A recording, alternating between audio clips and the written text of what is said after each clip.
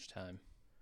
Already? Yeah, we got a fade thing happening on the video where it goes. The transition is. Did you turn it on transitions? No, it was like that. Huh. Can we get a star wipe? Probably, yeah. If you can't get a star wipe, I don't. We'll have to try it. I have some show and tell going. So. Okay. Wait, smooth cut. I don't know how this thing works. We can get a cube. I don't think we can do star wipes. Swoop? Swoop? You want to try the swoop? Yeah. All right. When we change shots, it'll swoop. Now switch it to just A-Ron and then back. I want to see the swoop. Yeah. Give me the swoop. Let's swoop A-Ron in here. A-Ron in here. Yeah. All right. Yeah. Let's see. I don't want to swoop back to. That's what I want to do is something else. Nope. It won't let me back. There we go. All right. Lunchtime. Yeah. Who wants to go first? I think we both have some show and tell. Okay. I got some physical Mine's show gonna and tell. Take a while. Yeah, You look like you got so. My notable event is that my birthday was yesterday. So I had a small party at my house with some of my friends and my co-host and his girlfriend. Mm-hmm. And Jim was nice enough to give me a little something, two somethings.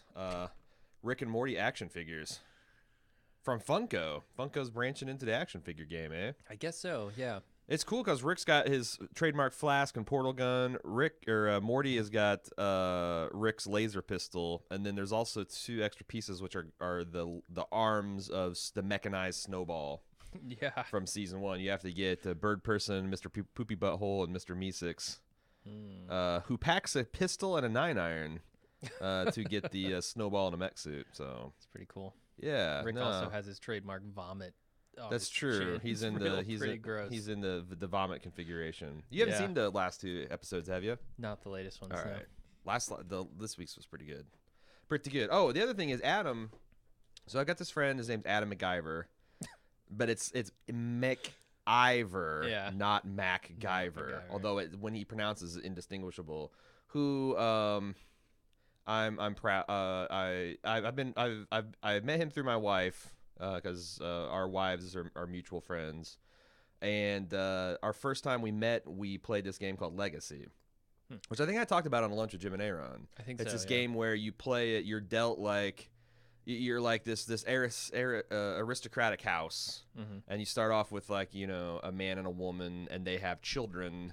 And then the way these children children cards are dealt, where you have a boy and a girl, and then on the flip side they turn into men and women.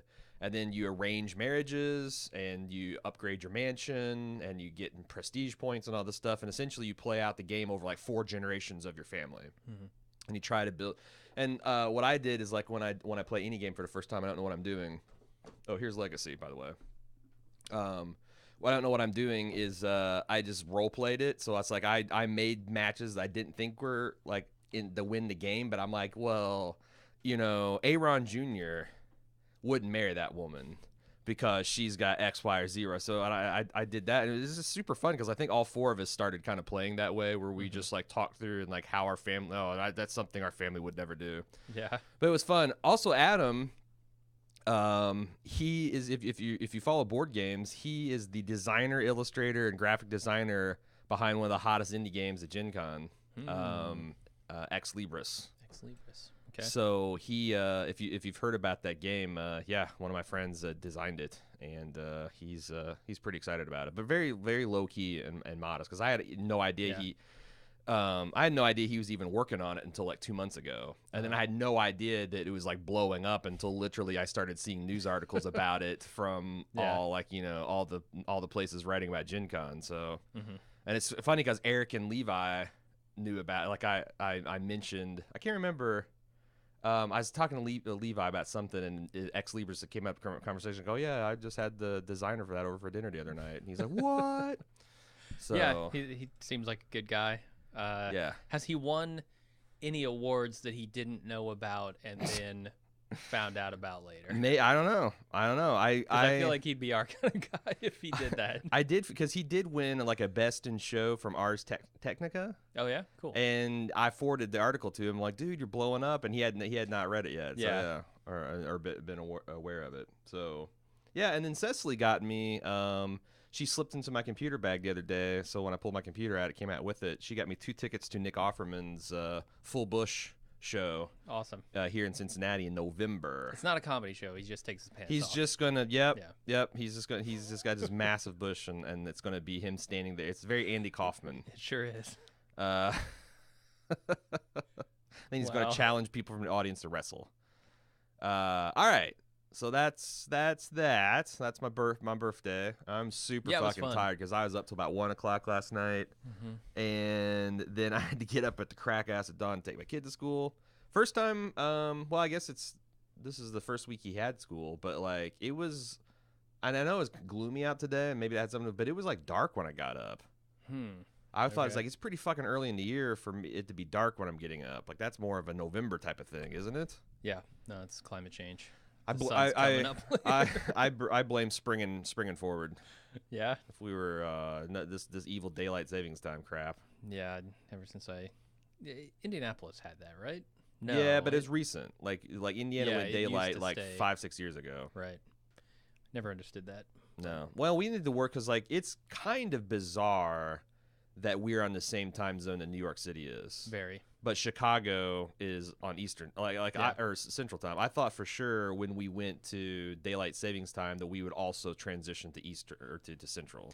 You would think so. But now it's like it doesn't get dark like 10:30 at night, and it also is pitch black at 6:45 in the morning on September 1st. Anyway, you got some show and tell.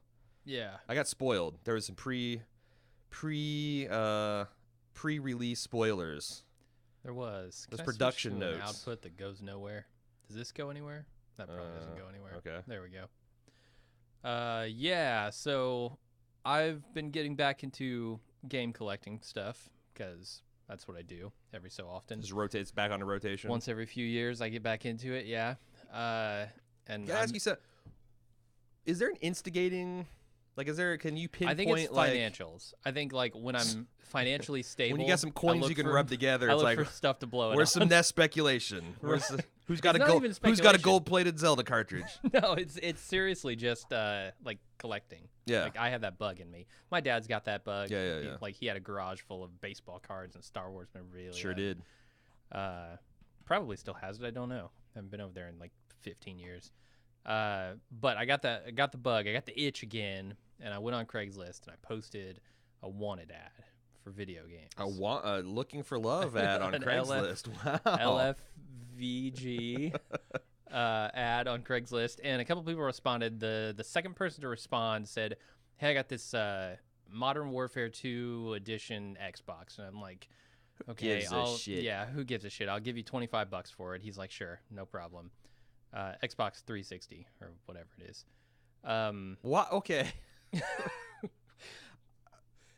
Why would you pay $25 for? Because it sounds like worth like 40 to 50. Oh, so that was a spec. Because I'm like, it seems like your emotional value to that is zero. Yeah, totally. So it's like $25 is very. That's just a straight up. Yeah, that's a straight up Pawn Star move. Yeah, so there is like some flipping involved. Yeah. Certainly. Okay. If I can take get that to eBay and make 50 on it. Right. If I can get stuff cheap enough, I'll make a little extra cheddar. Is that the word for it? Cheddar. Yeah, probably. Yeah. Who's the Shumley in this operation? It's got to be me, right? I'm the biggest, fattest, doofiest guy. I know bigger and fatter people, certainly. Okay, but are they a part of your operation? No. Okay, so no.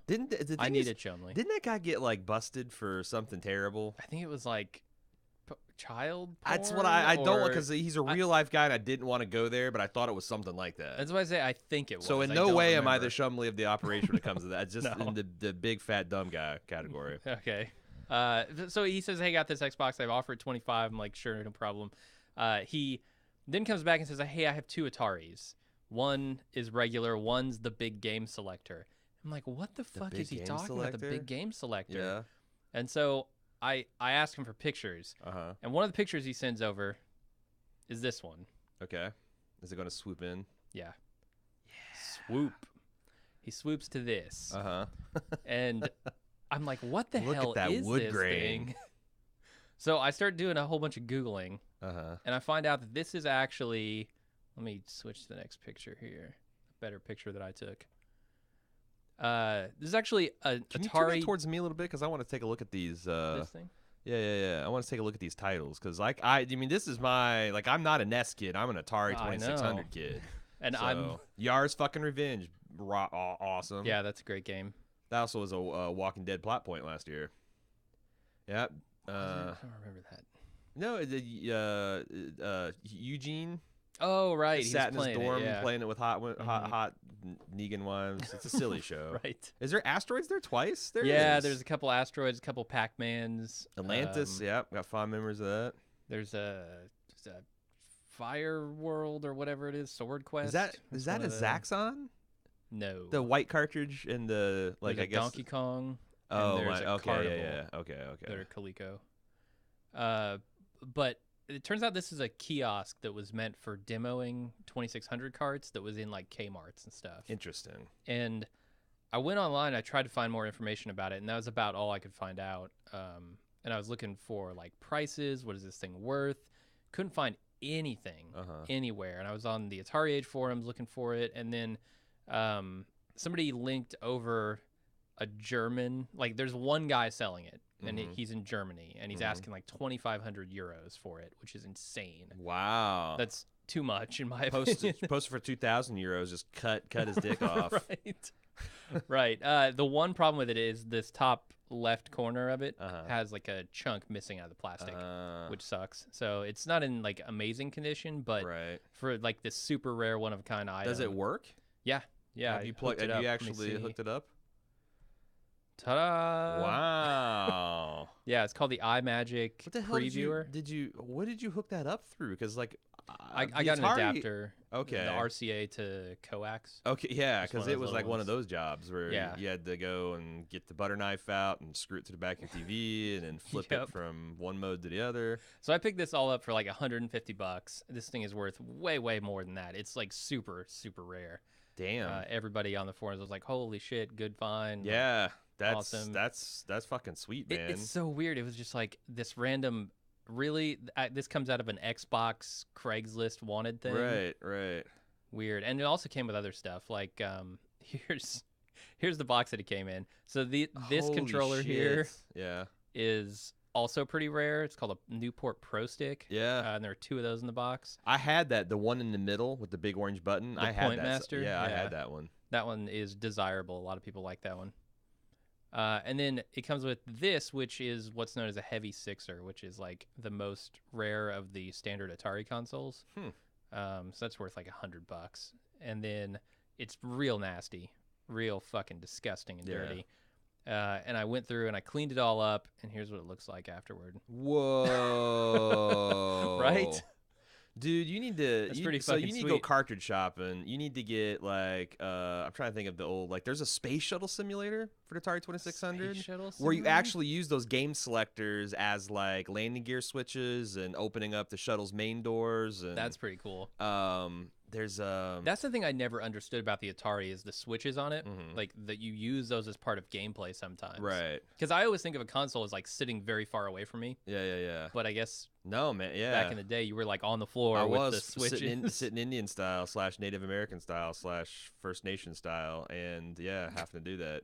Yeah. I mean, a lot of them didn't do anything, but like I swear to God, the expert and novice, I think just like up the CPU is like the turbo button, like so the expert was faster. Yeah.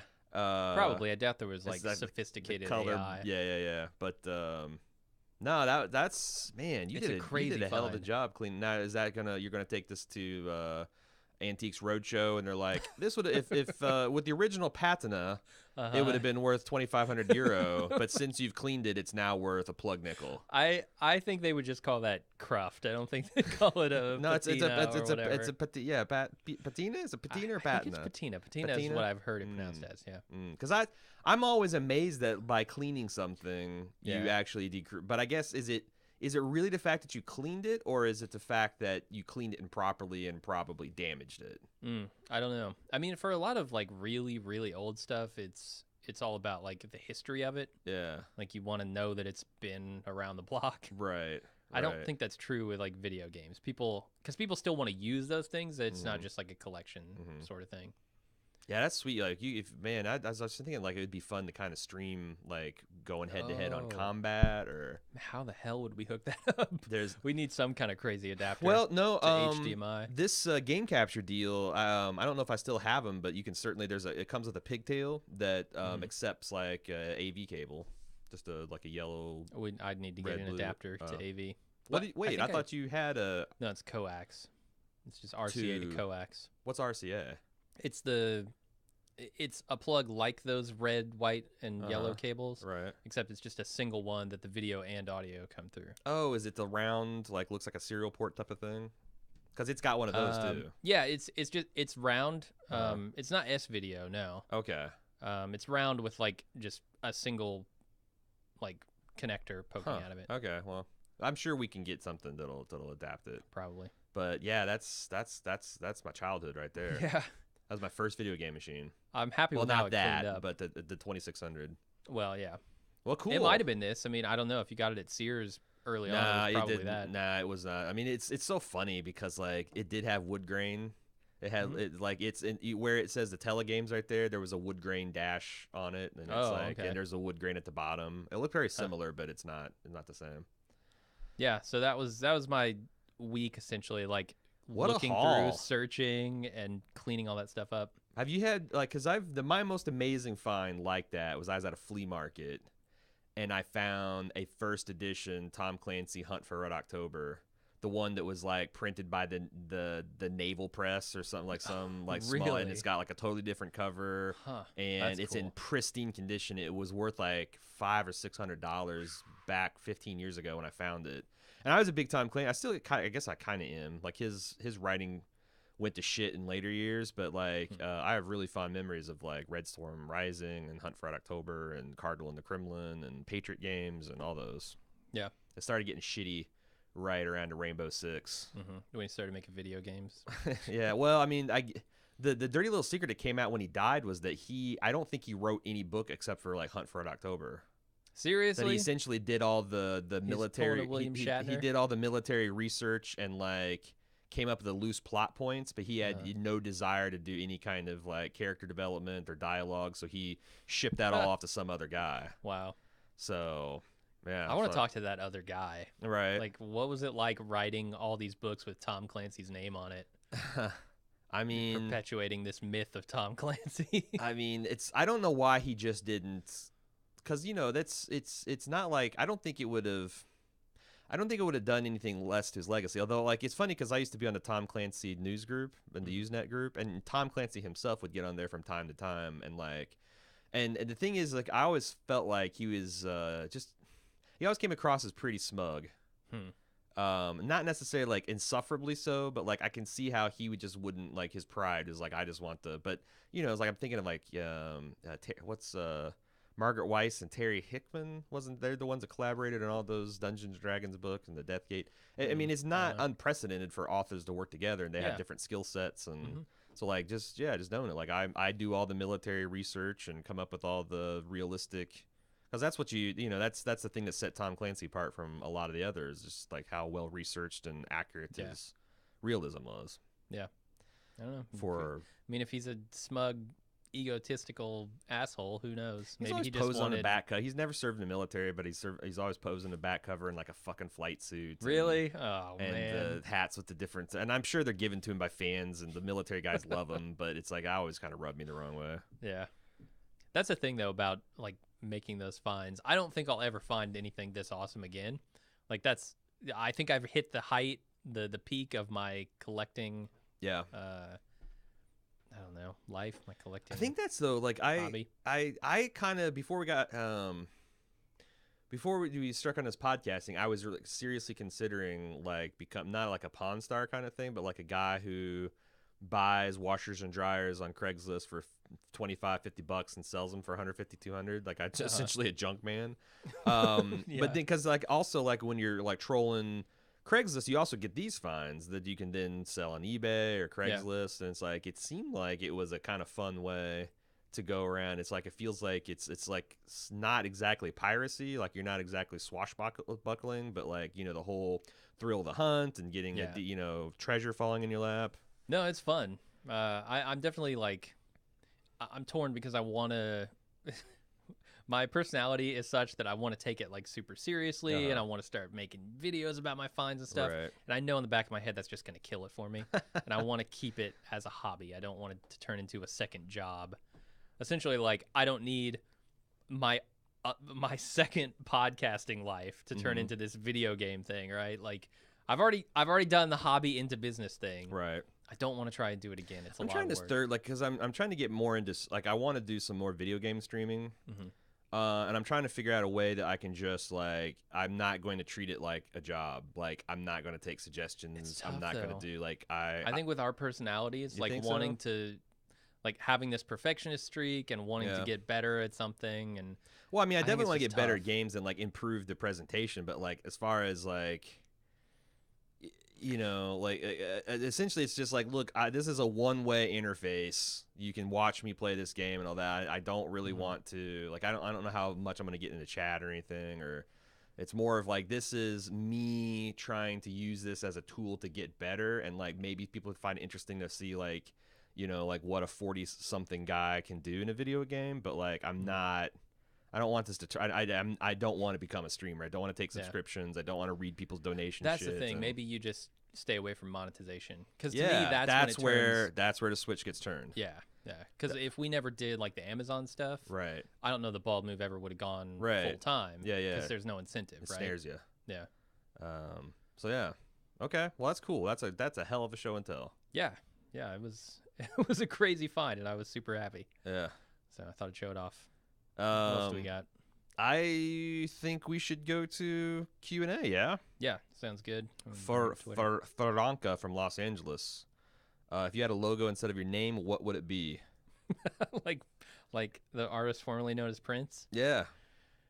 Do you remember our old Bald Move logo that had like the wrinkled forehead and like you were trying to suggest like Picard's bald head? Like I think that would be my personal sigil. Yeah, if people don't know, that's where the dots in our logo come from. It's the pips on his collar. The original logo, the dome and the wavy lines would suggest Patrick Stewart's forehead and dome, and then the 4 dots underneath were the captain's pips that he wore on his collar. Yeah. And we've just simplified it to the 4 dots, which I think is a pretty good logo. Yeah, it's distinctive. Like no one knows. Like I just love the fact that like it's a conversation to explain where all this came from. It is, yeah. You know, it's not like, oh, it's just this one. Yeah, it's a tough one though, because it's based on like dubious connections. But I love it. That's why I think it's cool. Yeah. And like, you know, it's one of those things where you just fall like. Bald Move is just it's like only 8 letters. You know, it's not some stupid color plus noun, blue marble, red monkey, brown shit, whatever the clown penis dot fart. But yeah, that's I think I'd go. What did you have one? A symbol to represent me. No, not really. I mean, what you cannot be defined by.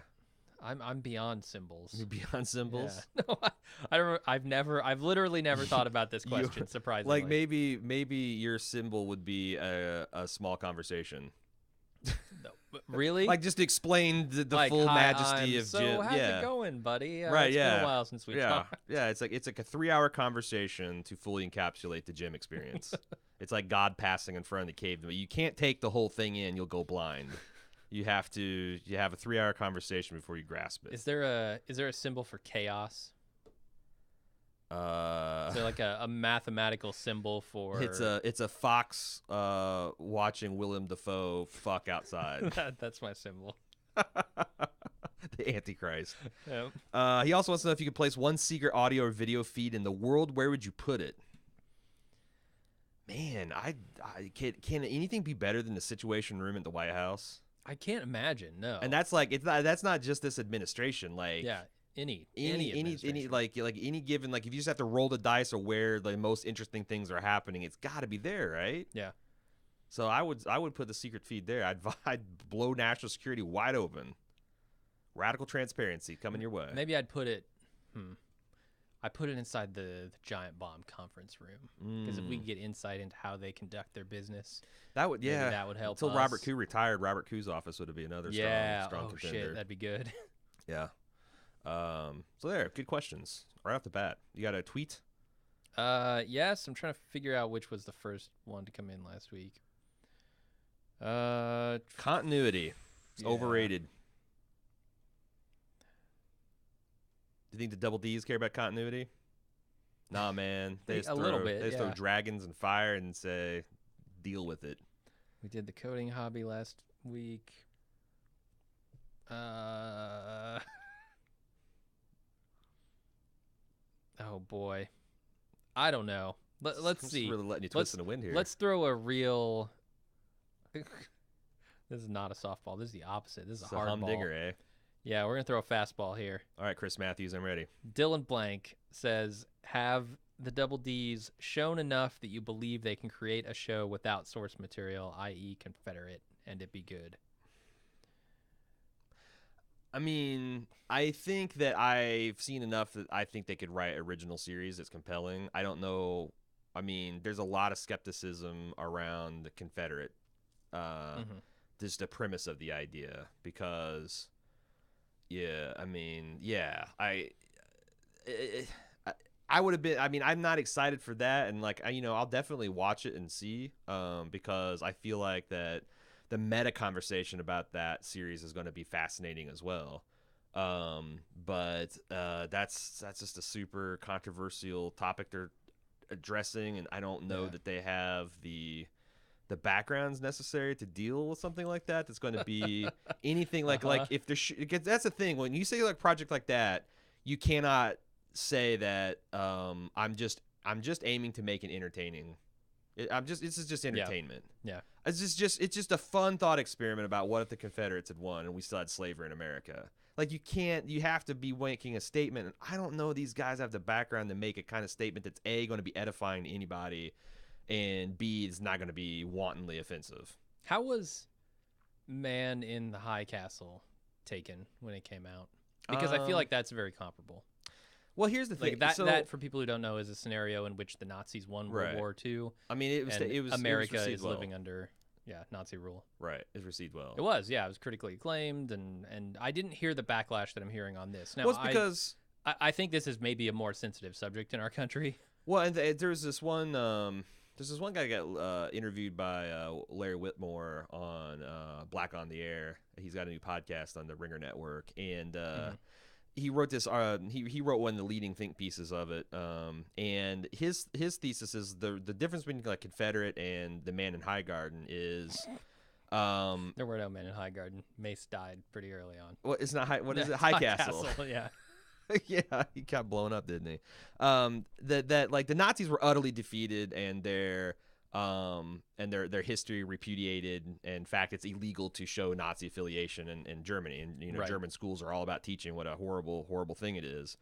Whereas Confederacy, like almost as soon as the Confederates lost, there was this mythologizing of this lost cause thing, that like it was a glorious, noble effort and it was a hard fight. And then there was, the Ku Klux Klan and Jim Crow and the civil rights struggle on down to this day. So like I think a lot of black men and women are like, it's not that big a stretch to imagine a world in which the mindset that the Confederacy took into battle is still very much alive and well in American politics. Right. And that's the difference where like although with recent events, like I say, you'd struggle to find like people that are just holding the Nazi flag and being like, yeah, National Socialism, but that's still so much more of a fringe thing than when we're talking about broadly race in America.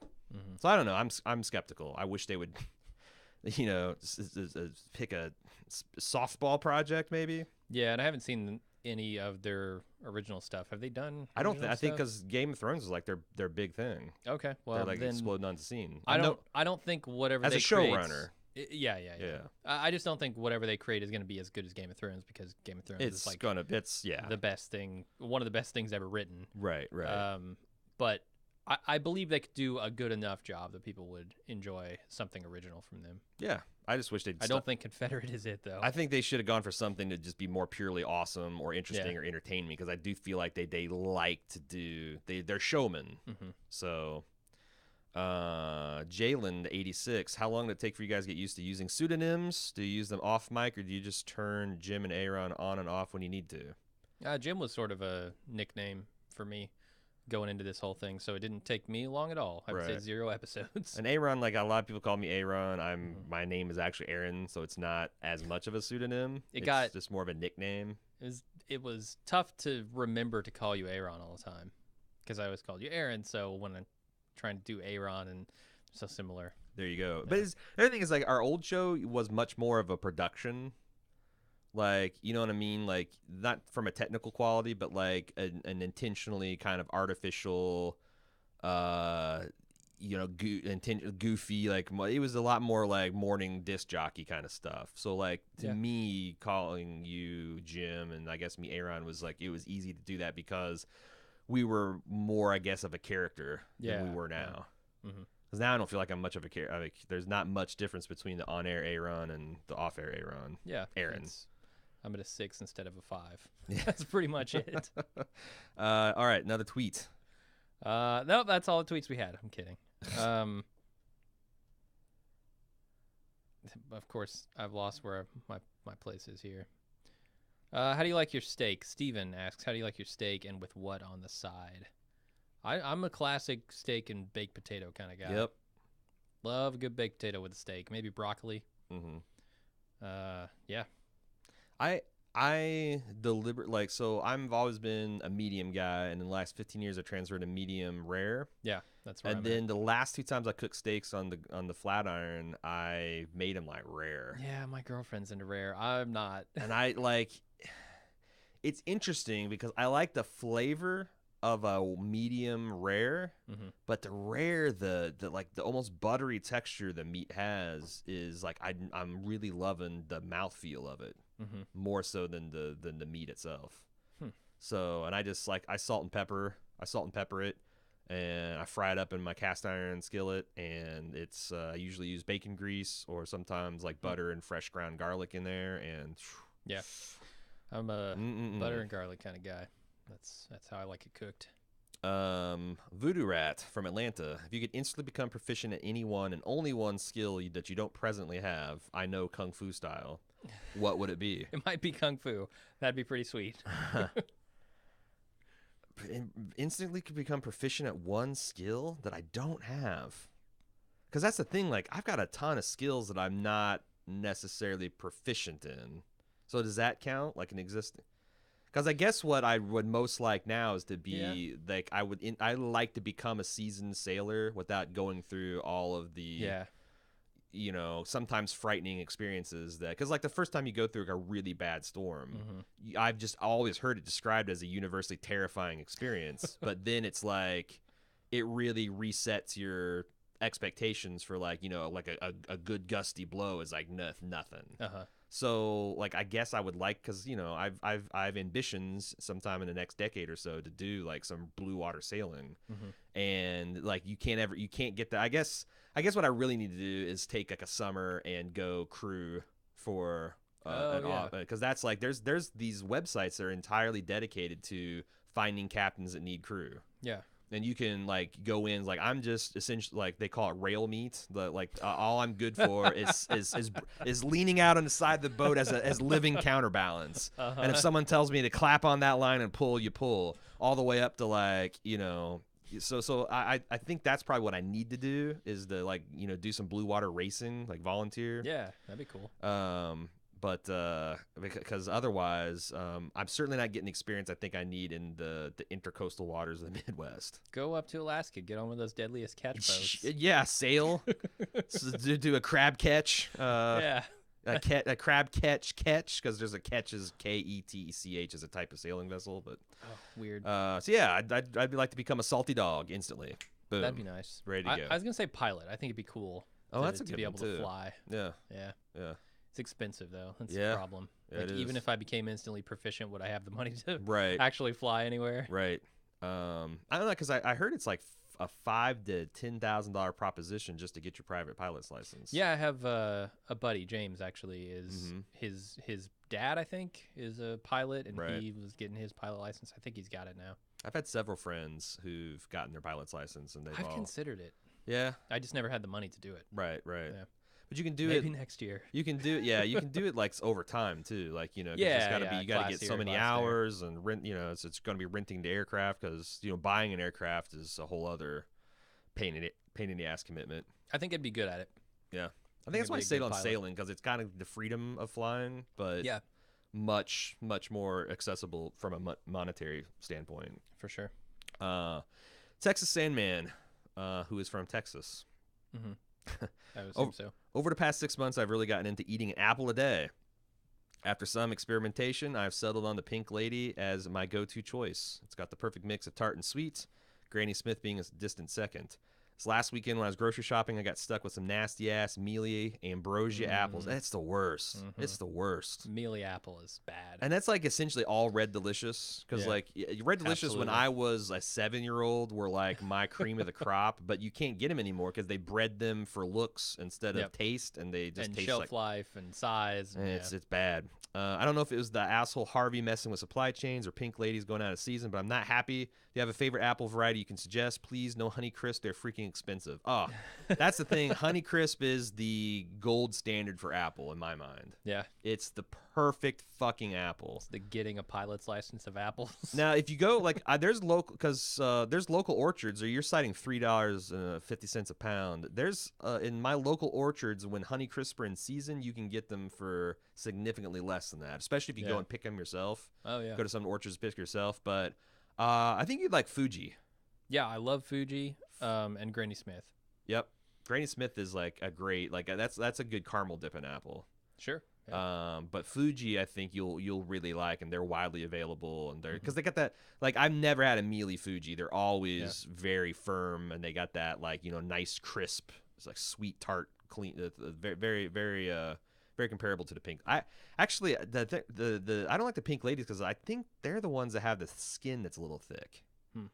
Could peel 'em. I guess you could, but to me, Peel 'em, half cut 'em up or that's part of the something. experience is eating. In fact, that's gonna have taken to we saw this one. I think it was on Reddit where essentially you eat the whole apple. You start from the bottom and you eat. So where the core is you just eat a little bit of the core. So when this is our favorite thing to do in a kayak or float is we both bring apples and we just eat the whole fucking thing, core and all. Okay. Yes. That sounds gross to me, but all right. Yeah. Well, the Honey Crispy can do it. You got another tweet. Logan Tar says, "Are we going to get a bi-weekly Rick and Morty commentary on Bald Move TV?" I think that's a plan. Yeah, semi-weekly. We'll say that. Semi-weekly, whatever that means. Because I always think, does bi-weekly mean twice a week? It means every other week. Problem. Yeah. Yeah. Yeah. Is that it for that? Yeah. King Cobra. Any plans for Ready Player One, the movie?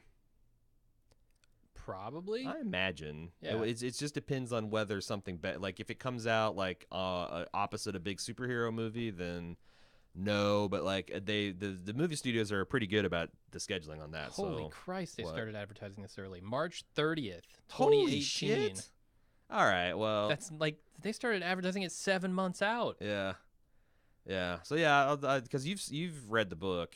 Yeah. Cecily's read the book. I've not. It looks good, and Steven Spielberg. So, any thoughts on the possibilities of a King Killer Chronicles being developed for TV or movie, which I guess is a rumor going on right now?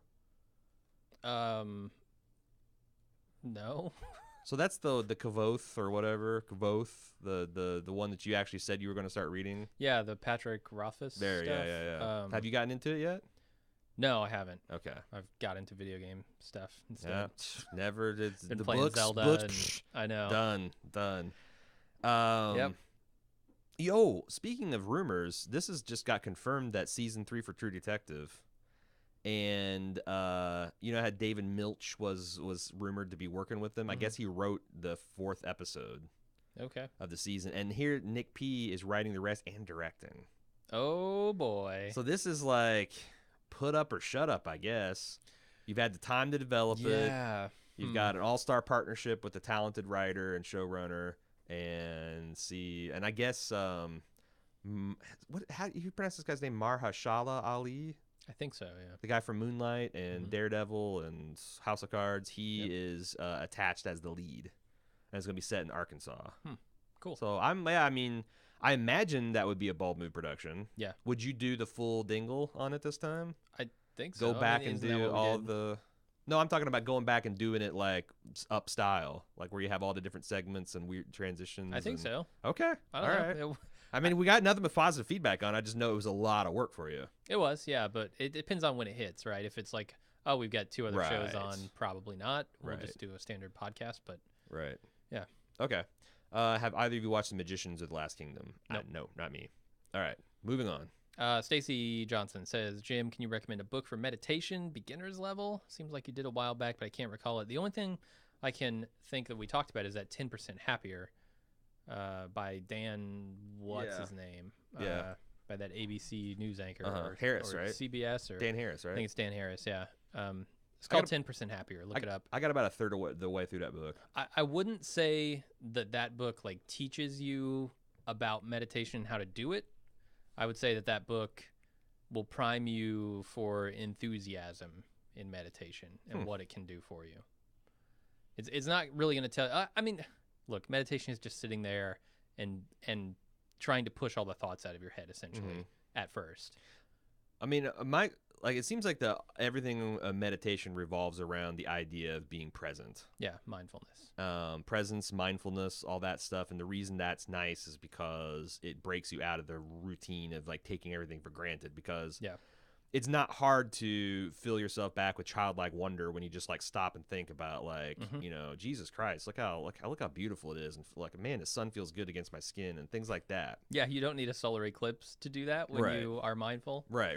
Yeah. And then that's the thing, like the time dilation of getting old and like the time, where's the time go? Like that's the kryptonite for that is mindfulness and presence. So, Murder Bear from Kentucky, Con of Thrones 2018 was announced the other day and will be in Dallas. Thoughts on that? I was hoping it'd be in Nashville again, but I can't imagine the cost to have it at Opryland.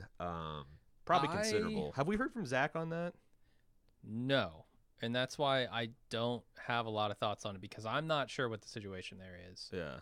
I don't know who's putting it on. I don't know what the scale of it's going to be. Right. I really don't know anything about it, Like, we need to reach out. It's weird that it went from from conothrones.com to conothrones.net. That's odd.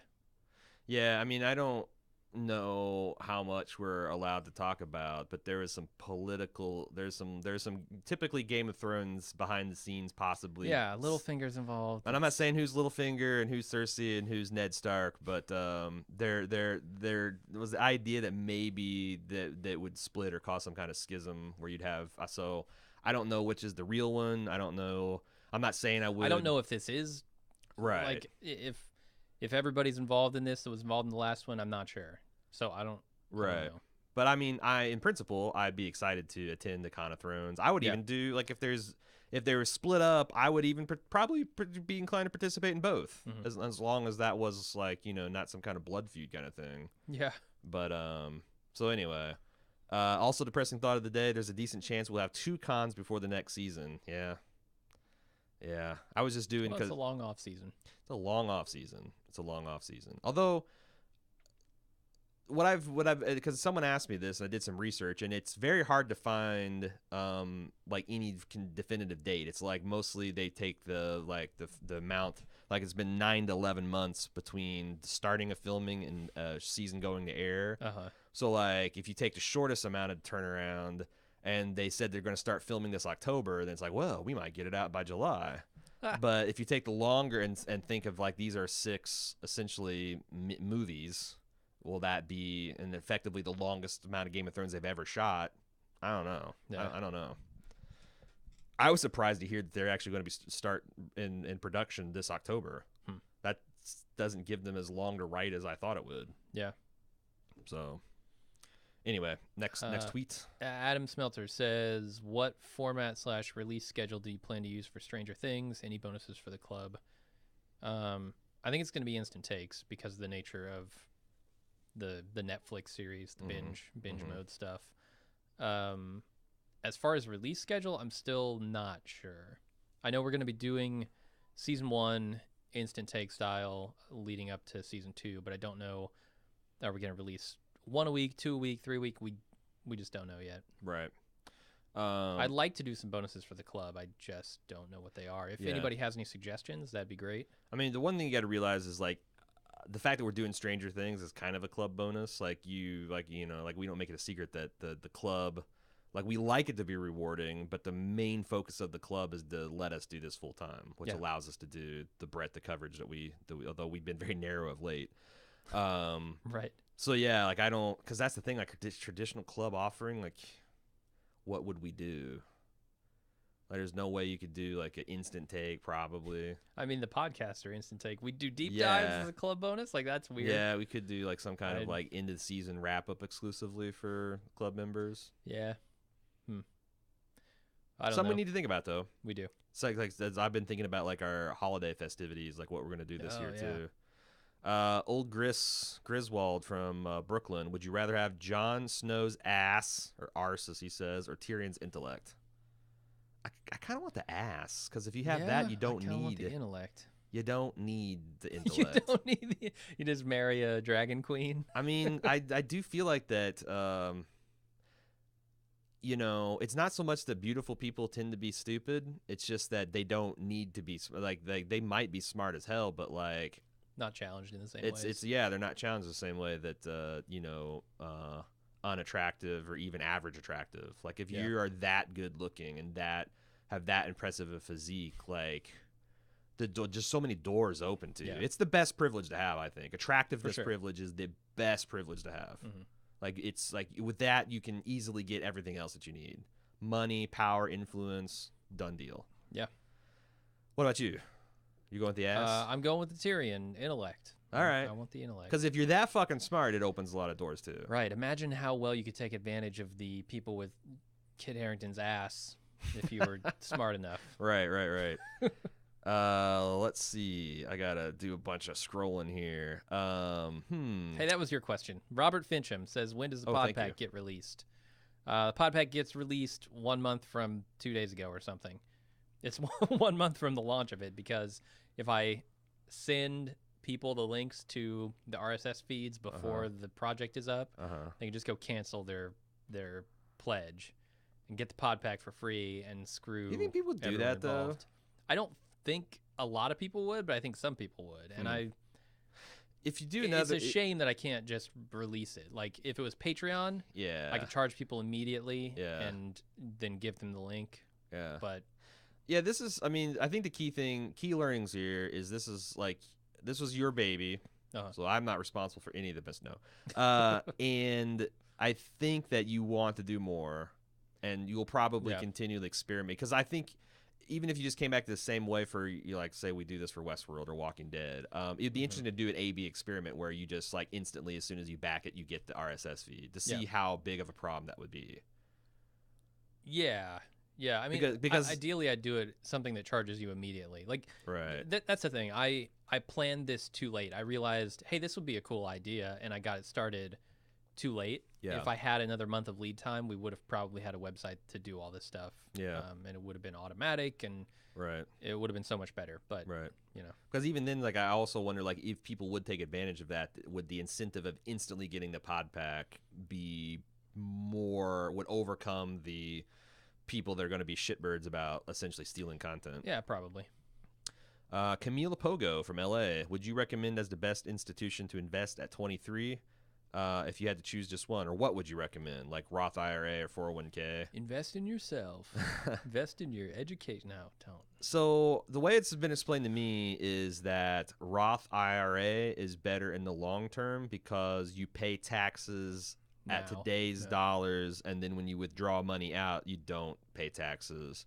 And 401ks are the opposite, that you put in money and it's tax free, so that when you take out money, you pay. So essentially, if you, let's say you pay in $400,000 into your 401k and it's worth $3 million in 30 years, would you rather pay taxes on $400,000 in income or $3 million? Right.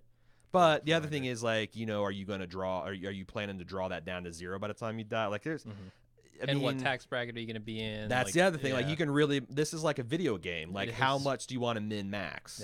Yeah. Because there's also that's to consider. Like, if you're going to be higher tax bracket, some you might want to do something, and it's if it's this going to keep you out of a tax bracket, then you shove it into 401k. It's probably best to have both, and I mean, yeah, that's where you start getting a financial advisor. You have to have a diverse portfolio of investments and instruments. That's why those people exist. How about cryptocurrencies? Like, not as like your primary mode of investment in any way, but take like some money that's a trivial amount for you that you don't need, and throw it into like super cheap cryptocurrencies. And just sit on it for 25 years. If I had done that the first time, I thought, maybe I should buy some Bitcoin. I would be wealthy. Yeah. I would be like multimillionaire. Yeah. Like if I'd have bought $100 of the Bitcoins back the first time I heard about it and thought, and if I'd have done $1,000 the second time, I'd still be a multimillionaire. Yeah. If I'd have plugged like 30,000 in the time we actually did and held on to it, I'd be a millionaire. So I mean, it's not. That's the thing. Like, that's the money I'm talking about. Like $100, $200, something totally trivial that, you throw that into an IRA or something, and in 25 years you have like $200. Right. Whereas in cryptocurrency, you'll either have zero or you'll have $1 million. It's essentially betting. It's essentially. It is, but it's such a small risk versus the reward, the Right. potential reward. Right. That I would recommend it. They also want to know if we'd ever get scuba certified, or what are your thoughts on open water diving? I'm somewhat uncomfortable in the ocean. I agree. It scares me. It's scary. Yeah, I'm not the guy who I've been swimming in the ocean many times. Like, I lived in California. The ocean is not unfamiliar. It's just I'm uncomfortable around it. Right. Because it's a force of nature, right? It's like a scary you're thing. not on your home turf. No. You're playing an away game when you go into the water. So I don't think I would go. I would get scuba diving certified. I might go scuba diving once or twice. Right. I was this my brother is scuba certified. He's actually a master diver, and he got it through the underwater rescue team for the fire department agency that he worked through. And I was going to go through that same training. He was pulled some strings, and he got into this terrible ambulance wreck that killed the ambulance driver and almost killed him. Wow. And by the time he had recovered, I was on the outs with the religion, and then it's like I missed my opportunity. But yeah, it's always been a thing. Like, that's another, like, I've been thinking of ways I could make money if I retire to a boat down in the Caribbean or the Bahamas, and like running like a little boating, like scuba diving thing is a good way to take money from rich people. Sure. So yeah, you got another tweet? Yeah. Andrew Stadler asks, now that Game of Thrones season is over, do you think you guys will do a weekly Bald Move TV? He says he thinks it's a good idea for the ad money. I can tell you the ad money is not large. It's not very lucrative yet. No, but if we built that up to something that's what I'm bigger, saying. If you look at the growth figures for Bald Move TV over the years, like if we actually paid attention to it, we could probably get it into a range. So yeah, that's my goal.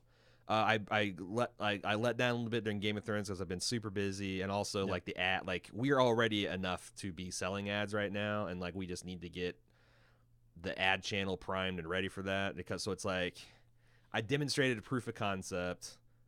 We got the traffic we can start getting ads right now. The ads didn't come, and I was already swamped. So that's like it's one of those things where like, do I want to go crazy or deprive my son of some summer vacation fun to do a Bald Move TV this week? And the answer was no. So we've got a couple of ads coming up that we've sold for Bald Move TV. So it's happening. It's cool. I didn't even know that. Yeah, I just came in yesterday. Cool. All right. Well, now fire has been. Did you just see that? Like the smoke, the fire has been lit under my ass. Yeah, I don't know. It's very, very small numbers. It's the minimum you can sell, the minimum numbers you can have to sell advertising. So right. Nothing to write to your family about. But it's like this. Like if we could sell out every week right now, it'd be an extra $500 or $600 in our pocket. Yeah. So over a year, that's not bad. And then it's like that's incentive to keep doing it. And if we keep advertising it, and let's just see how it works out. Adobo 1148, Deathmatch Battle Royale for the ages. The Terminator, Predator, Wolverine, Captain America, the Winter Soldier, every man for himself. Who's left standing? Run the list again. The Terminator, Predator, Wolverine, Captain America, the Winter Soldier. I think it's the Terminator. I think it's Wolverine. It's certainly one of those two. Yeah, fuck. Wolverine's hard to beat. That's what I'm saying. Like, how can the Terminator kill Wolverine? He's got that He's got the adamantium. Dismember him. But he's got the adamant. So how would he do it? Yeah. What is a Terminator made out of? That's the real question. Like, isn't it? Didn't they say he's like some titanium steel alloy? Okay. Well, then he's fucked. That's what I'm saying. Like Wolverine's will like he could hurt the shit out of Wolverine but like I've seen Wolverine come back from being flayed to his bones. Right. Like Magneto. Like okay. Bonerine, which is the version of Wolverine after Magneto pulled the adamantium out of. I think the Terminator probably can beat him. Bonerine. But everybody else, like nobody, like that's the thing. Like you all, like fucking Captain America is good, and I know that Wolverine and him has fought, hand to hand against each other, but like never full out. Yeah. And Cap does have the vibranium shield, which is the only thing that Wolverine can't cut through. But the Winter Soldier. Yeah, I mean he's like the Cable version. I don't see that happening. No. It's either got in the Predator. He's just he's what's he gonna do? Look, Arnold already beat the Predator once. Yeah, there you go. And he wasn't a Terminator. Rock beat scissors. Yeah, and Wolverine beat Rock. Science, man. All right, you got another tweet? Yeah, Gibraltar says, "Are you two fine gentlemen going to donate to the Harvey Relief Fund?" He says hashtag Harvey Relief What's Fund. that? So, Harvey Relief Fund? Okay, so... If so, what charities do you recommend? That's the thing, real quick. That was the thing about the pod pack, is I got it in motion and in the works and had already, like, hammered out all the details, and then, boom, this fucking hurricane hits, and I'm like, God damn it, I would have done that as the charity had I... What I was going to pitch to you before the spoiler, what if we take our cut and we donate it to the... That's not a bad idea. And they just announced that as such. Like, hey, we're, it's too late for us to change it and get everybody's consent, but we are going to pledge that we will take our cut and entirely donate it to the Harvey Relief Fund. Sure. Because there's one that I think the mayor of Houston's got going on. Because, it's like, do you donate to the Red Cross? Because, like, there's been a lot of analysis about how, like, effective, but they're also they're most organized and their first boots on the ground. Do you donate to local charities? Do you, like, it's this Harvey Relief Fund by the governor, or the mayor rather, it's like that's local, but like it's a completely new thing. So is it going to be managed effectively? It's tough. And then you got, like, I was listening to this one podcast yesterday where they're like stumping for the like animals, and like I get that that's a thing that you got to do, but I just feel like it's so fucking gross. It's so fucking gross when there's like 80,000 families out of their homes to be like think of the puppies. Yeah.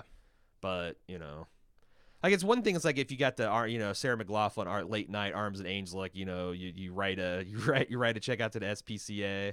But like, oh sure, I think animal charities in general are but fine. during human tragedy, it just always feels. And I'm the biggest animal lover on the planet. It always feels gross. Yeah. So I looked. I feel like that the mayor's Harvey Fund might be the best one, but okay, well, cool. Well, so we'll be doing something. Sounds like. Yeah. Ryan from Kansas City. Do you think the fact that George Martin isn't finishing his books is becoming a joke in the media, like in the movie Lucky Logan? Do you think it will cause him to take his ball and go home, or actually finish the books? I don't get the Lucky Logan, Lucky reference, but I mean that's something we talk about on the podcast all the time. I think right now my gut says that we're never going to get another book unless the series finishes and it's widely acclaimed, and that gives Martin the chuff to kind of finish it. Because I just think he's just a big ball of self-loathing and doubt right now. And money. So he can buy himself infinite distractions. Yep. So you have another tweet? Yeah, I do. Christian Barkley says, have you ever been blocked by someone and have no clue why? He says he tried to tweet Chris O'Dowd about how he loves the IT crowd at Moonboy, and I guess he was blocked for some reason. What? I don't think I've ever been blocked and not. Actually, I don't know that I've ever been blocked. I mean, what was the question again? Have you ever been blocked by someone and have no clue why, like on Twitter or whatever? I don't do shit that would get me blocked. Right.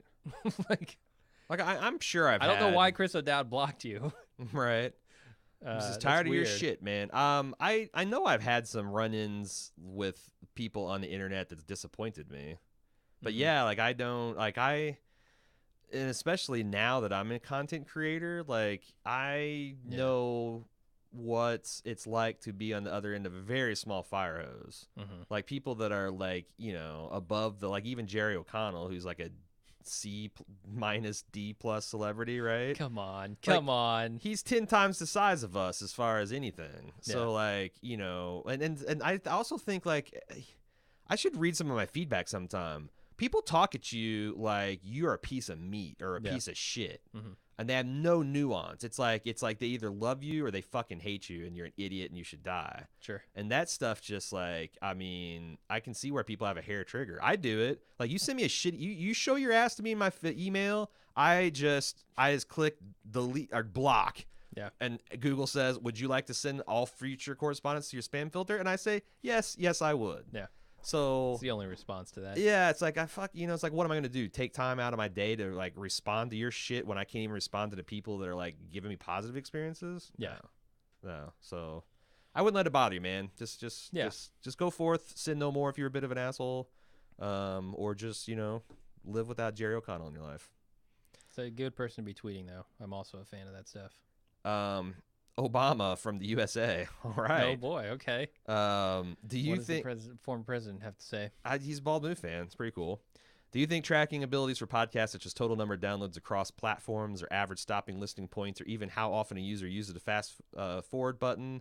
I'm talking the kind of minutia of features that will make advertising on podcasts a lot more upfront and honest. Because right now, for the most part, it's basically the equivalent of posting an ad for undiesforbutts.com and a newspaper ad. Do I think what? What is the question here? This is incomplete thought, but I think he's like, what do you think about all these new advanced analytics for podcasting that's coming? It's already here in some cases, like, you know, iTunes is starting to collect this stuff. There's a lot of people that have different ways to actually gauge that. And I mean, I don't know. Like, I think that there's two things. I think number one, that the advertising for podcasts and video stuff on the internet is just starting to take off. But the downside is they're going to have conclusive metrics that are going to tell you exactly how many people are skipping your ads and stuff. But the bottom line is where the rubber meets the road, which is how many sales they make. They already know that, and they know how many impressions they get. So, like, it has to be worth it for Audible to advertise on podcasts because they can measure directly how many people sign up, and if it's more than they're paying, then that's good. So, I mean, I think this is more academic than it is going to really be, because if the money wasn't being made, no one would be advertising. That's true. I don't think it's going to like totally kill the CPMs that advertisers are willing to pay. I think what's going to happen is a lot like you see with web ads, where these ad blockers come out and stuff, and people find a way around the ads, and then it's going to create this war, right, within the podcast, where people are like, okay, so if we put an ad here, 10% of the people skip it. If we put two ads back to back, 90% of the people skip it. Okay, well, then we'll separate the ads out, and we'll have one ad every 10 minutes that is going to be so just inconvenient enough for you to be annoyed by it, but not inconvenient enough for you to skip. And like there's going to be this war between like the listener and the content creator, I think, which is like, how do I best get you to listen to ads? Like, and I say it's comparable to, web ads, because that's been going on for years and years and years now on the internet. It's just we haven't had the insight for podcasting to do the same, but we're about to get it. Yeah. So that's how I see it going forward, is people experimenting with the strategies of how to get people to listen to ads. Yeah. That's what we try. We try to, as much as possible, spice it up. Unfortunately, the frustrating thing is we're starting to get directives from some of the, like, they just want, like, some of these hosts or some of these places just want you to kind of read their ad copy, which I think is a big mistake. Yeah. I do too. And especially since, like, it's funny to listen, like, to Crooked Media guys, where these guys are professional PR people and they, like, do, like, critiques about it. And, like, some of you guys, I'm sure they've got, like, a professional PR team and, like, but some of these people are just fucking, internet entrepreneurs. They don't know their ass from a hole in the ground, and they're trying to tell people that built. I mean, that's the funny. It's like you're trying to tell me, who's built this relationship with an audience, how to best target and appeal to them. Okay, good luck with that. Right. Good luck reading the same copy as Malcolm Gladwell does on revisionist history on a Bald Move podcast. I don't know. Do you have another tweet? Neil says physical books or Kindle books? Kindle.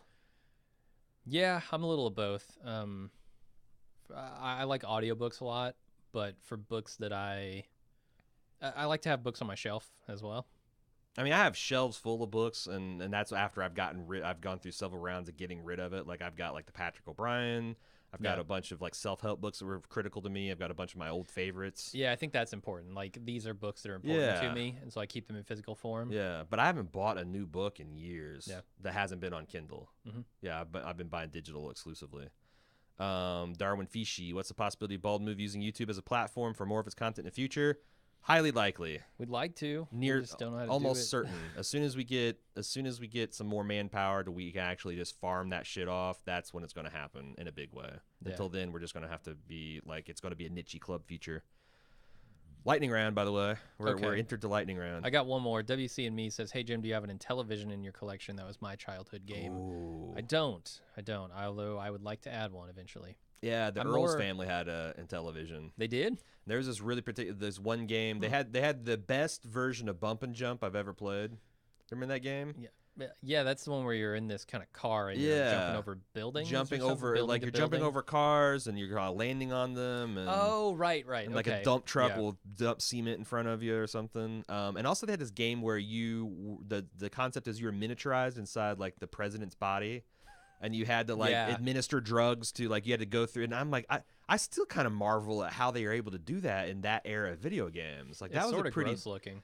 Yeah, and like it's this like, what is the slice of a body called? Like an internal. Yeah. Fucking bisection. Vivisection. No, there's a term for it. Okay, CAT scan. Yeah. Slice and dice. No. The old. No. Okay. I like that game. I thought it was gross. I was a little older than you. You might have been scared. Yeah. You might have been scared. Let's see. Fern from NYC17. How are your download numbers now to Game of Thrones Season 7's wrapped up? How close are we to 50 million Q&A? Pretty I already close. have my Qs ready for today. You're a club member and you're saving up Qs? What's wrong with you, man? It's gonna be another year. We're right under 40 million right now. Yeah, I don't. Our last episode did 1 million downloads, and I looked to make sure that's the first episode ever that did 1 million week 1 downloads. Yeah, Game of Thrones. This is amazing. 707, 1 million unique downloads. No, 706, 1 million unique downloads. So yeah, we're around 39 million all time at the moment. Yep. So Westworld will probably get us there if I was guessing. I hope so. We'll see. Come on. 10 million? Another 10, that's between the Game of Thrones season 2 rewatch. Well, we're going to be banging like Westworld, 80,000 times 2 a week for The Walking Dead. Yeah. We got Stranger Things. We got my hope is by the time Westworld concludes that we'll be at 50. And plus we got all of season 2 Game of Thrones. That's the ace up our sleeve. That's going to be 250,000 an episode probably. I hope so. Yeah. I think. It was last year. It was more than that. It was a hell of a lot more than that. So I'm saying, like, even pessimistically, if it's just 250,000, it's like we lose 75% of the audience, we'll get there pretty quick. Yeah. Ted K, let's say you're cooking for a dinner for a girl for the first time. What are you making, Jim? Probably risotto. I make a good risotto. All right. I too. I would make a tortellini Alfredo with some steamed broccoli tossed in there, some sliced chicken breast, and some homemade garlic bread. Sounds good. That's a crowd pleaser. Yeah. Tara C is bemoaning the death of Summer, and wants to know, since we're ending her favorite season, what do we think of pumpkin spice? How do we feel about it? Love it? Hate it? Meh. I generally like pumpkin flavored stuff. I'm a fan of pumpkin pie, but I've never tried like the pumpkin spice lattes or any of that kind of stuff. I don't like liquid pumpkin. I like pumpkin pie. I like pumpkin bread. I like pumpkin muffins. Yeah. But all that pumpkin flavored beer and coffee that can go fuck itself. Yeah. I don't like it because it can't be real. Artificial pumpkin flavor, right? Yeah, it's like Can you distill pumpkins? Yeah. It'd be like what do you think about chicken? You like chicken latte? I like chicken breast. Right. And I like fried chicken, but chicken lattes can go fuck themselves. Like pumpkin is a great flavor, but it doesn't need to be in everything. Yeah. I know I just offended like a lot of the female population, and like I got this good friend named Daniel that female population. Is it exclusively female? female? That's like a pump. That's like a girl trope. Is it? I feel like that's might probably be unfair. And I was about to say untrue. to one of my best friends, Dan, he you would think he was an UGG wearing Han Solo outfit, but no, he's like Midwest Valley girl. He's a Cuban flavored Latino that loves his fucking pumpkin, everything. All right. He's on Facebook and he's loud and proud about it. So. Nothing wrong with that. Nope. This is something I want to do. Chinaski from Santa Cruz. Jim versus Aaron, Metroid Ness, 1 hour. Who would get further? It's been a very long time. It's been a hell of a long time, but I think because what do? You go ball, you go bombs, you go long beam, ice beam. You're giving away all your secrets. See, I don't remember any of this stuff. And then I remember the ball. I remember you get the bombs. And that's the thing. Like, I don't know where. Like, we wouldn't be allowed to like look at maps or anything, no, right? Of course not. So like, yeah.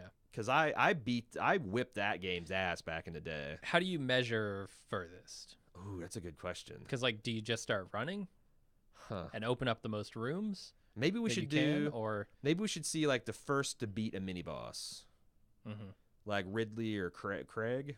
I don't. It's Craig. Yeah, it's Craig. He's got a list. Yeah. Craig. When you get to Sam, the boss, he's just tough. I wonder if like you should like just race to the first mini boss, and then you can and then go head to head on that. I don't know. It'd be cool to get some old games in here and play them. Yeah, or maybe we just do a head to head stream and let the people vote. Like, who do you think got further? Because like, what is who played furthest? better?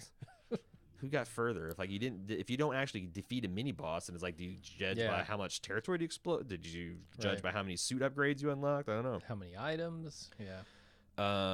Let's see. Wazzy from Melbourne. Have you guys ever smoked or done drugs? Sure. Yes. Who hasn't? Come on. Yes.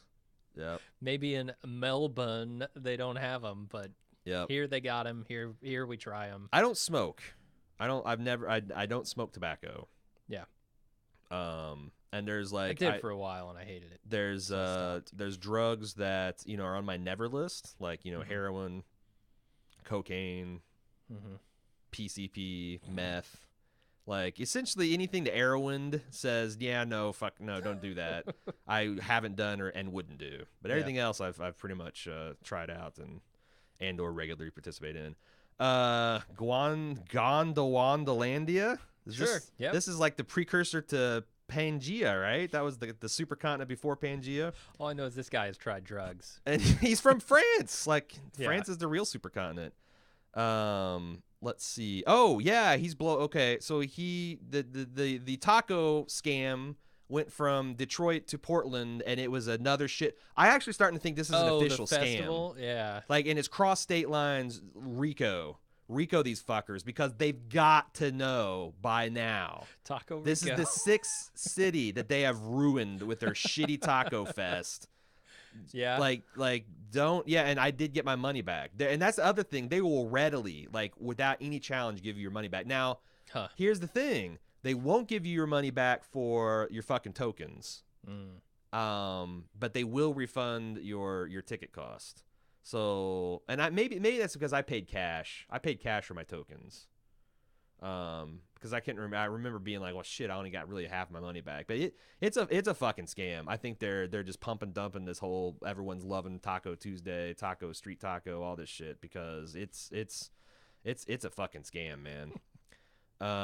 Let's see. Have we ever done anything in the Strain? Yeah, we watched the first season. Neither one of us were very impressed. Yeah, we did a podcast on. We did a couple podcasts, I thought. Because we loved Corey Stoll, and you love horror. Coming off a House of Cards, we were like, yeah, Corey Stoll's in this, sure. Fuck wants to know if either of you could be an animal for one day, what day in the year would it be and why? What day? Oh, it's not what animal? I was expecting what animal. Can I be a partridge in a pear tree on Christmas? I think it really depends on the animal. Okay. Like, I'm not just going to be an animal. Like, in the middle of summer because I might be a fucking polar bear, and that would suck. The polar bears at the Indianapolis Zoo are not like living bad lives, are they? Probably have air conditioning. I don't know. It seemed like they're out in this. I don't know. They do have a swimming pool, so maybe they just sit around in a swimming pool. Or like, what if I'm a penguin in the middle of summer? That's no fun. I want to slide around on the ice. Noel from Dallas, most entertaining time you've gotten or most embarrassing time you've gotten an unexpected boner. Any random math class from 8th to 9th grade? I don't really have any embarrassing boner experiences. Right. I don't even think that actually came to pass. It's more like I would get a random boner and they'd be like, "Oh shit, what if I'm called to the board right now?" Yeah, it's the thought of the possibility of it happening. Yeah, but if you're a young man, you get good at like holding your books a certain way, doing the old waistband tuck. Fanny if it's like pack back in the day, you could have been rocking one of those. That's what The Rock was doing in that famous picture. He was hiding his mega boner. He was. I'm Maddie94. I'm taking 2 weeks off from making content for my website. I was wondering what I could do other than the things I'd planned, such as visiting friends and family, possibly going to a strip club or trying to rest my brain. I don't intend to spend much money. Resting the brain is a good idea. I don't know. I've always thought the camping is really good at resetting. There's like research that says a week of camping essentially resets your mind and undoes a lot of the stress that modern life puts upon it. Yeah. Now, I think there's certain people, like maybe yourself, that the stress and strain of camping would, it's not as relaxing. Yeah, I'm much more the like rent a cabin. Decompress in the wilderness as opposed to like actually camp. I bet you could rent like a cabin for and get similar effects. It's more of like just getting away from news, from television, from internet, from all that stuff. And also, waking with like natural rhythms and cycles instead of artificial ones. Mm-hmm. But I check into that if that sounds good. Like get outdoors, man. Get outdoors. Lwj&A, what's your favorite YouTube channel? Are you guys fans of Super Deluxe, for example? I don't know what that is. I really like The Last Gamer. He's this guy in Australia who has a collection of, well, it's technically, or I guess officially, the world's largest collection. He's got like 17,000 games. Guinness Book of World Records just initiated him or whatever, added him to their records. He has this insane games complex, I'll call it. Right. And he's constantly like rearranging it and painting it and doing all these fancy things with it. I think it's really cool. Yeah, I actually mostly subscribe to like video game stuff. Like I've got MTash and True Vanguard for Destiny. I've got WTF Moses and like I like the Dr. Disrespect aggregate like the reducing a show to 20 minutes of like funny stuff. Yeah. Penny Arcade's on there. At one point I would have said like Crash Course, but I don't think I like Crash Course. Ever since it went away from the greens themselves, I feel like I don't know what it is, because I think it's just the fundamental nature of what Crash Course is. It seems like a good idea, but in retrospect I think it's a bad idea. Why? We're going to take as much knowledge as you could possibly cram into 20 minutes or 8 minutes or whatever the length is, and you're just going to forget it all the moment that it passes. Like that's been my experience with Crash Course is I go, "Oh man, that's really cool. That's good information. That's great information." And then I stop watching it and it's gone. Because it's just so rapid fire and so much of it. I still think that like their history stuff is real good. Their chemistry was real good. Their Cosmos stuff was real good. Like the stuff that the two Green brothers did, but then they started spreading out, and like now they're doing this thing on like gaming, like the history of gaming, and like computers and I don't know, sociology, like all sorts of stuff. Epic Rapid Battles of History is one that I got subscribed to, but they're very seasonal. Jasmine wants to know, do you want to have kids or for Aaron more kids? Fuck no. Done. Probably not. That's never been an aspiration for me. It's actually I'm actually planning the unmanning of myself as we speak. Okay. To make it impossible. Yeah. I love my kid, but yeah, I'm 40. I just turned 41. I've had 2 kids running around my house for the last 2 weeks, and it's a lot. I don't know how. Like my sister's got 4 kids. I don't know how she does it. Let's see. Got a holdover from last week. Okay, Ryan, this might be the last one. Ryan Reisman, question for Jim. I've often heard you say you're never going to read A Song of Ice and Fire. Any particular reason? I figured as someone who originally came to the show because of its political and military intrigue, you'd be all in for reading them due to there being so much more of that kind of stuff present in the books. Well, you see, there's this thing called books, and it's a thing that I don't do very often. No, it has nothing to do with the quality of the books or my desire to get awesome Game of Thrones stuff because I love it.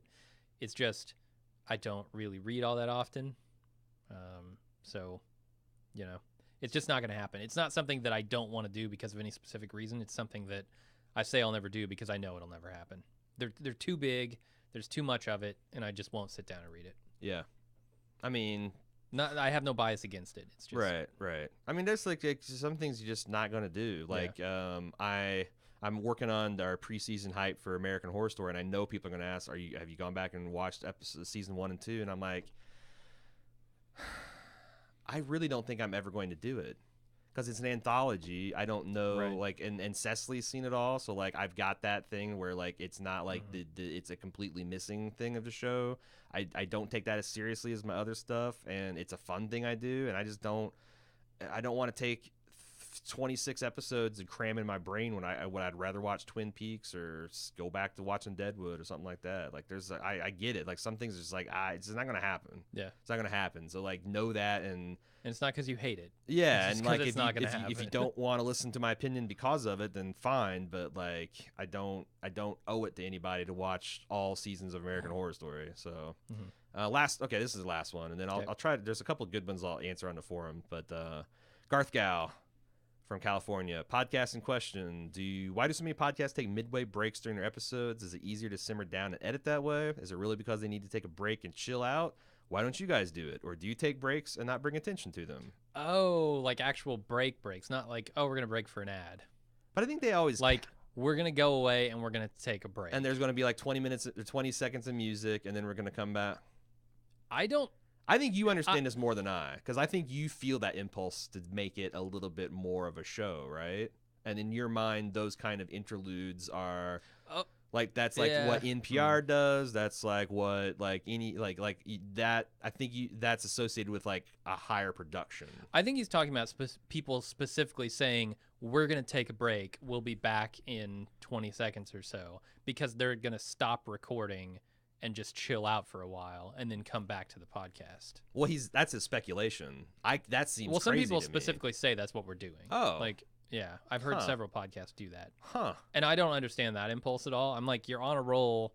You've got a thing going. Just finish it. Right. And then if you want to add a break in later for whatever reason, maybe they're drinking, they're getting high, they're using the bathroom. Yeah, bathroom breaks I could totally see. Because that's every once in a while, like it's happened like 2 or 3 times where I'm like, I gotta go piss, and we're just gonna, the live video feed is going to do whatever they do, but I'll be back in 3 minutes. So maybe because I guess if you had more of like a limited bladder, that would be a real thing. Like, or you drink a lot of water every day or something. Right. So I guess that makes sense. I always thought it was like, I just assumed it was a little bit of that wanting to ape this, like the fact that you might have a commercial break here in the future, or just breaking up the show into logical segments to make it more like a Radio Lab or something. That I could understand. Because people get into podcasting for all kinds of different reasons. Like some people get off on the editing and production as much, if not more, than they do production of content. Right. And that's certainly not my impulse at all. So I'm a little bit more in the dark about it. But good questions this week, guys. I got to stop here because we've already gone almost 90 minutes and we still have to do the spoiler section. Another 2-hour podcast to record. Yeah. So thanks again, as always, for your support and for listening to our weekly show. We'll be back next week. Actually, are we going to do a podcast from... I don't know. The guys all said they wanted to. to. Yeah. We might have like an extravaganza lunch with Jim and Aaron and Eric and Levi and Jesse and Rollo. Right. And I know some people like it's like mixed about, because I know we got some mixed feedback. Like some people really liked what the guys added, and some people like, oh, I can't wait till it's Aaron and Jim. It's going to be like once a year. Yeah, I mean it's. And also we could either not do one, or we can do one that you're not going to watch. So right. I mean, either way, you don't have to tune you're in. not you're not missing out, because Yeah. the alternative was just us not doing one, because Right. I'm not going to like go off in the middle of my vacation for 2 hours and tell these guys to go put their thumbs up their asses. They're also my best friends, so like, you know, take that into account when you're giving feedback. Right. But yeah, we'll be back next week. We're wrapping up Game of Thrones. We're ramping up Stranger Things and the rest of our year. We're going to Chicago and playing board games and video games with our best buds from Seattle. Mm-hmm. And we'll see you. We'll see you back doing stuff. Yeah. Happy Labor Day too. Things are gonna happen. Happy Labor Day to everybody. Oh too. yeah, it's Monday, isn't it? Yep. See ya. Cool. See ya.